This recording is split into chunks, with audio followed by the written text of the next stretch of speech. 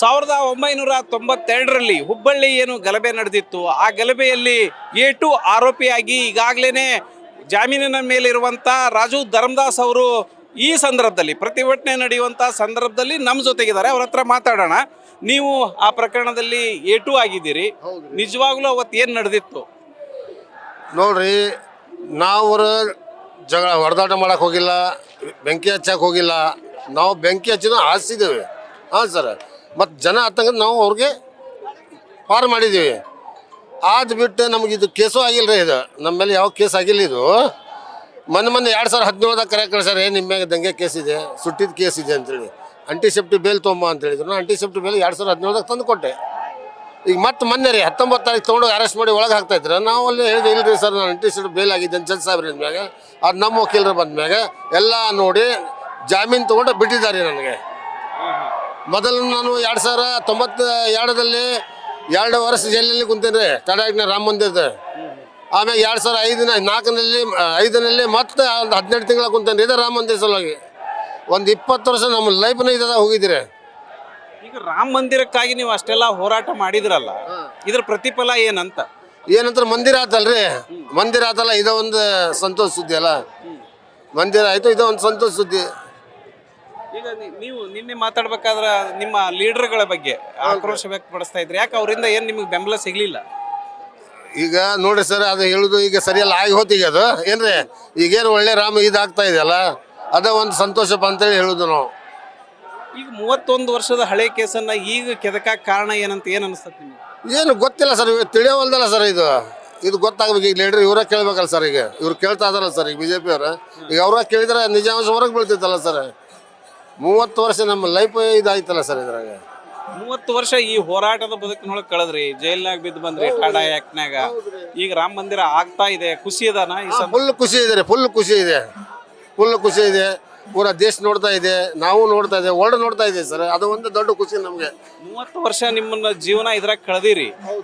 ಕೆಲವರು ರಾಜಕಾರಣದೊಳಗೆ ಲೀಡರ್ ಆದ್ರು, ಮಂತ್ರಿ ಆದ್ರು.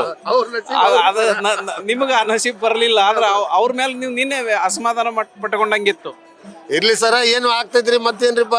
ಮತ್ತೆ ಅವ್ರ ಏನು ಇದಿಲ್ಲಲ್ಲ, ಇರ್ಲಿ ಅಂದ್ರಿ ಮತ್ತೇನ್ರಿ. ಹೇಳಿದ್ದು ನಿಜ ಐತಿ ಏನ್ರಿ. ಈಗ ಏನ್ರಿಪ್ಪ, ಹೋಗ್ಲಿ ಒಮ್ಮೆ ಆತ್ರಿ ಸರ್, ಸಿಟ್ಟು ಮುಗಿದು ಹೋತ್ರಿ. ಮತ್ತೇನ್ರಿಪ್ಪ, ಅವರು ಇದು ಮಾಡ್ತಾರ, ಆಯ್ತು ನಡ್ರಿ ಅಂತೇಳಿ ಇದು ಮಾಡೋದು ಸರ್. ಈಗ ಈ ಸಂದರ್ಭದೊಳಗೆ BJP ಅವರು ಇದನ್ನ ಪ್ರತಿಭಟನೆ ತಗೊಂಡಿದಾರಲ್ಲ, ಇದ್ರ ಬಗ್ಗೆ ನೀವೇನು ಹೇಳ್ತೀರಿ? ಅಲ್ರ ಸರ್, ನಿಜಾಂಶ ಹೊರಗೆ ಬೀಳ್ಬೇಕಲ್ಲ, ಏನು ಅನ್ನೋದು ನಿಜಾಂಶ ಏನನ್ನೋದು ಹೊರಗೆ ಬೀಳ್ಬೇಕಲ್ಲ. ನೀವು ಆಂಟಿಸಿಪೇಟರಿ ಬೇಲ್ ಮೇಲೆ ಇದ್ಮೇಲೆ ಕೋರ್ಟಿಗೆ ಹೋಗಿ ಹಾಜರಾಗ್ಲಿಲ್ಲ. ನೀವು ಕೋರ್ಟ್ ಬರಲ್ಲ ಸರ್, ಅದು ನಮಗೆ ಹಾಜರಾಗಕ್ಕೆ ಬರಂಗಿಲ್ಲ ಸರ್. ಬೇಲ್ ತಗೊಂಡ್ಮೇಲೆ ಕೋರ್ಟಿಗೆ ಹೋಗ್ಬೇಕಲ್ಲ, ಕೇಸ್ ಕೋರ್ಟ್ನಾಗಿಲ್ಲ ಸರ್. ಇಲ್ಲ ಸರ್, 1992ರಲ್ಲಿ ಕೇಸ್ ಮಾಡಿದ್ದಾರೆ. ಅದು ನಮ್ಗೇನೂ ಗೊತ್ತಿಲ್ಲ. ನಮ್ಗೆ ಅರೆಸ್ಟು ಇಲ್ಲ, ವಾರೆಂಟು ಇಲ್ಲ, ಸಮನ್ಸು ಇಲ್ಲ, ಏನೇನಿಲ್ಲ. 2017 ಸೀದಾ ಕರ್ಕೊಂಬಂದು ಪೊಲೀಸ್ ಸ್ಟೇಷನ್ದಲ್ಲಿ ಅವರು ಪಾಟೀಲ್ ಸರ್ ಅಂತಿದ್ರು. ಅವರು ಹೇಳಿದ್ರು, ನೋಡಪ್ಪ ನಿಮ್ಮ ಮೇಲೆ 92 ಕೇಸ್ ಇದೆ, 92 ಇಸ್ವಿದಲ್ಲಿ ಬೆಂಕಿ ಇದಿದೆ, ನೀನು ಏನು ಮಾಡಬೇಕು, ನನಗೆ ಟೈಮ್ ಕೊಡ್ತೀನಿ 4 ದಿವಸ, ಒಂದು ಆಂಟಿಸೆಪ್ಟಿ ಬೇಲ್ ತೊಗೊಂಬರ್ಬೇಕು. ಆಯಿತು ಸರ್, ನಾನು ತೊಗೊಂಡು ಬರ್ತೇನೆ ಸರ್.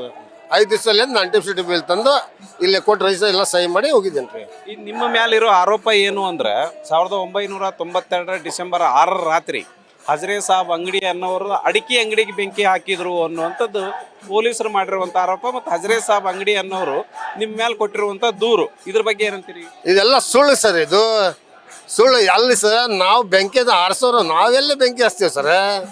ಅಲ್ಲ, ರಾಮನ ಸೇವೆ ಮಾಡೋ ಯಾರು ಬೆಂಕಿ ಹಚ್ತಾರ ಸರ್? ಉಳಿಸ್ತಾರ ಜನಕ್ಕೆ. ನಾವು ಬದುಕಿಸೋ ಕೆಲಸ ಮಾಡೀವಿ, ಆ ಸುಡು ಹಿಡಿದು ಮಾಡಿಲ್ಲ ಸರ್. ಕೇಸ್ ಇನ್ನೂ ಜೀವಂತ ಐತಿ. ಇನ್ನು ಮೇಲೆ ಕೋರ್ಟಿಗೆ ಹೋಗಿ ಖುಲಾಸೆ ಮಾಡ್ಕೊಳ್ಳೋದು ಅಥವಾ ಕೋರ್ಟಿನ ವಿಚಾರಣೆಗೆ ಹಾಜರಾಗ್ತೀರಿ? ಸರ್, ಮೊನ್ನೆ 19 ತಾರೀಕಿಗೆ ಮತ್ತೆ ಇದೇ ಥರ ಕರ್ಕೊಂಡು ಬಂದಿದ್ರು. ಡೈರೆಕ್ಟ್ ಕೋರ್ಟಲ್ಲಿ ಕರ್ಕೊಂಡೋಗಿ ಹಾಜರು ಮಾಡಿಬಿಟ್ರೆ ನಾವು ಒಳಗೆ ಹೋಗ್ತಿದ್ದೆ ಸರ್. ಇದು 19 ತಾರೀಕಿಗೆ ಒಳಗೆ ಹೋಗ್ತಿದ್ದೆ ನಾನು. ನಮ್ಮ ವಕೀಲರು ಬಂದ್ರೆ, ಅವನೂರು ವಕೀಲ್ ಅಂತ ಅವ್ರು ಬಂದು ಹೇಳಿದ್ರು, ಜಡ್ಜ್ ಸಾಹೇಬ್ರಿಗೆ ಇಲ್ಲ ಹಿಂಗೆ ಆಗಿದೆ ಬೇಲ್ ಅಂದ್ಕೊಂಡು. ಅವಾಗ ನನಗೆ ಕೇಸ್ ಇನ್ನೂ ಜೀವಂತ ಐತಿದು. ಈ ಕೇಸ್ನ ಕೆಲವರು ವಿಚಾರಣೆ ಎದುರಿಸಿ ಖುಲಾಸೆ ಆಗಿದ್ದಾರೆ, ಅವ್ರ ವಿರುದ್ಧ ಸಾಕ್ಷಿ ಇಲ್ಲ ಅಂತೇಳಿ. ನೀವು ವಿಚಾರಣೆಗೆ ಹಾಜರಾದ್ರ ಕೋರ್ಟ್ ಒಂದು ಡಿಸಿಷನ್ಗೆ ಬರ್ಬೋದು. ಈಗ ಹಾಜರಾಗ್ಯವಲ್ರಿ, ಮೊನ್ನೆ ಹಾಜರಾಗ್ಯವಲ್ಲ ಸರ್, ಜಾಮೀನು ತೊಗೊಂಡು. ಅಲ್ಲ, ಆಗಿದ್ದೈತ್ರಿ ಮೊನ್ನೆ. ಈಗ ಮತ್ತೆ 12 ತಾರೀಕು ಡೇಟ್ ಇದೆ ರೀ. ಇನ್ನೊಂದು ಬೇಲ್ ಬೇಕಾಗಿದೆ. ಈಗ ಅದು ಒಂದು ನಾವು ಮಾಡ್ಬೇಕೀಗ. ಇದು ಪೊಲೀಸರು ಏನಾರ ಷಡ್ಯಂತ್ರ ಮಾಡ್ಯಾರ ಅಂತ ಅನ್ಸತ್ತೇನ? ನೋಡ್ರಿ ಸರ್, ಹೆಂಗೆ ಹೇಳಕ್ ಬರ್ತೈತೆ ಸರ್. ಈಗ ನಿಜಾಂಶ ಹೊರಗೆ ಬೀಳ್ತೈತಲ್ಲ, ಈಗೆಲ್ಲ ನಡೆದಿದೆ. ನಿಮ್ಮ ಪ್ರೆಸ್ ಮುಖಾಂತರ ಎಲ್ಲ ಬರ್ತಾ ಇದೆಯಲ್ರಿ. ಏಟು ಆರೋಪಿಯಾಗಿರುವಂಥ ರಾಜು ಧರ್ಮದಾಸ್ ಅವರ ಮಾತುಗಳಿವು. ಏನು ನಿಜಾಂಶ ಇದೆ ಅದು ಹೊರಗೆ ಬರಬೇಕು. ನಾವು ಈ ದೋಂಬಿ ಪ್ರಕರಣದಲ್ಲಿ, ಬೆಂಕಿ ಹಚ್ಚುವ ಪ್ರಕರಣದಲ್ಲಿ ಭಾಗವಹಿಸಿಲ್ಲ. ಪೊಲೀಸರು ವಿನಾಕಾರಣ ನಮ್ಮ ಮೇಲೆ ಅವತ್ತು ಕೇಸನ್ನು ಹಾಕಿದ್ದಾರೆ ಅನ್ನುವಂಥ ಅಭಿಪ್ರಾಯ ವ್ಯಕ್ತಪಡಿಸಿದ್ದಾರೆ. ಕ್ಯಾಮ್ರಾಮನ್ ಪಾಂಡುರಂಗ್ ಜೊತೆ Prakash Noolvi, news first, Hubballi. News first ನಿರ್ಭೀತಿಯಿಂದ ನಿಮ್ಮ ಪರವಾಗಿ.